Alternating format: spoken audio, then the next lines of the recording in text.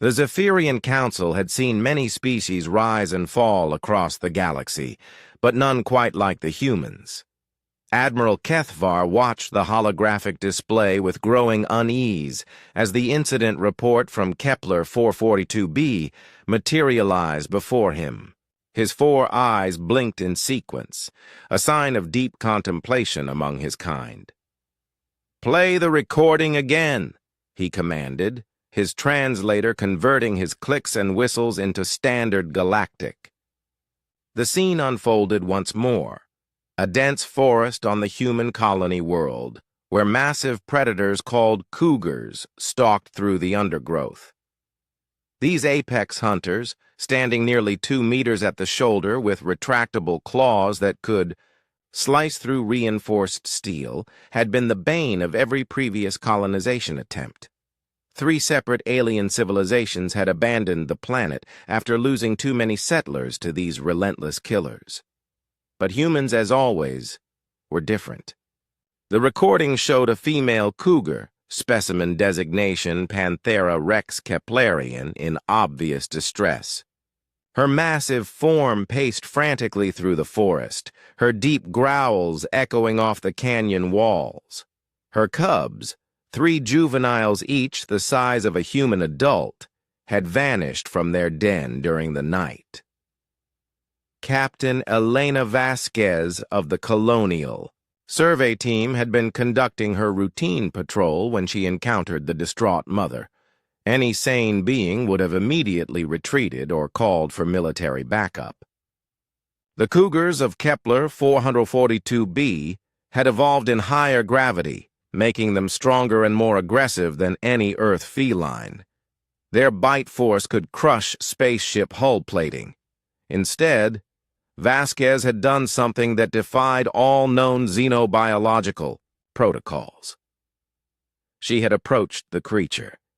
The recording showed the human female, barely reaching the cougar's shoulder, slowly walking toward the agitated predator with her hands visible and empty. The cougar's lips pulled back, revealing fangs, longer than human fingers, each one capable of delivering a neurotoxin that paralyzed prey within seconds. "Computer, analyze human vital signs during approach," Admiral Kethvar ordered. Human subject displays elevated heart rate consistent with fear response, yet continues approach. Stress hormones detected but not at levels indicating panic or flight response. The Admiral's tail twitched with confusion. Fear should have triggered retreat, not advance. This was precisely why humans mystified the Galactic Council. On screen, Vasquez began making soft vocalizations, what humans called talking. The universal translator struggled with her tone, marking it as soothing and maternal. She crouched down, making herself smaller, less threatening. The massive predator's ears swiveled forward, and her growling decreased in intensity. Then the impossible happened. The human reached out and touched the cougar's massive head. "Freeze, image," the Admiral commanded. "Magnify Sector 7. The image zoomed in on the point of contact. A human hand, delicate and soft, resting against the scarred hide of a creature that had killed 17 Altarian miners in a single night just 3 years prior. The recording continued. Vasquez stood and gestured for the cougar to follow. The predator, weighing nearly half a ton, fell into step behind the small human like a domesticated pet. For the next 6 hours, they searched the forest together. As the twin suns began to set, they found the cubs. The 3 juveniles had fallen into a ravine while exploring, too young to climb the steep walls that would be trivial for an adult. Of their species, they huddled together at the bottom, hungry and frightened. What happened next would be discussed in xenobiology classes for generations. Vasquez activated her emergency beacon and rappelled into the ravine using her climbing gear. The cubs, each outweighing her by a factor of 3, could have easily killed her. Instead, they approached cautiously, drawn by the same inexplicable magnetism that had calmed their mother. The humans sat among them, sharing her emergency rations while they waited for the rescue team.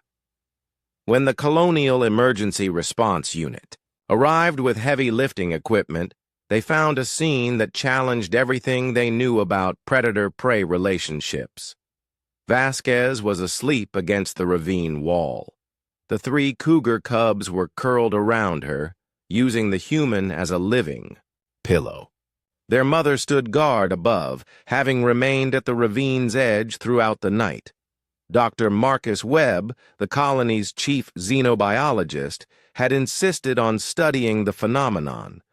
His report, now displayed on the Admiral's secondary screen, contained findings that sent ripples through the scientific community.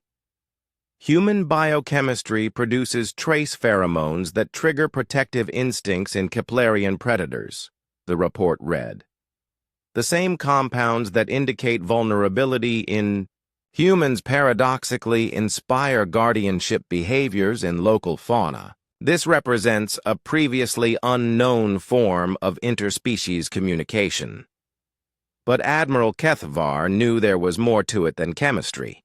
He had observed humans for decades, watching them spread across the galaxy with their peculiar gift for turning enemies into allies. They had done it with the warlike Centauri. They had done it with the hive-minded Vespari.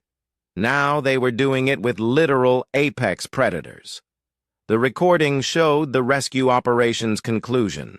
Vasquez had insisted on staying until all 3 cubs were safely returned to the surface. As the emergency team packed their equipment, the female cougar approached the human one final time. The massive predator lowered her great head and nuzzled against Vasquez's shoulder, a gesture of gratitude that transcended species barriers. 3 months later, the Kepler 442b colony reported 0 predator attacks. The cougars had become unofficial guardians of the human settlement, patrolling the perimeter and warning of other dangers. Children played in forests that had been death traps for previous colonists. Admiral Kethvar closed the report and leaned back in his command chair. The humans had done it again, transformed a hostile world through simple compassion and inexplicable trust. They possessed no superior technology, no enhanced physical capabilities, no psychic powers.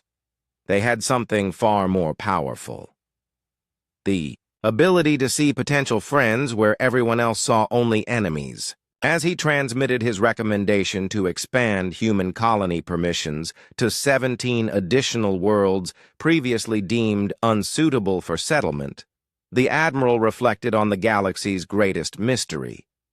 How did a species that had nearly destroyed itself with warfare become the universe's most effective peacekeepers? The answer, he suspected, lay in moments like these, when a fragile human chose trust over fear, compassion over caution, and somehow convinced the galaxy's most dangerous predators to become its gentlest guardians. In the end, perhaps that was humanity's true superpower. Not their technology or their tenacity, but their stubborn belief that every creature, no matter how dangerous, was capable of kindness.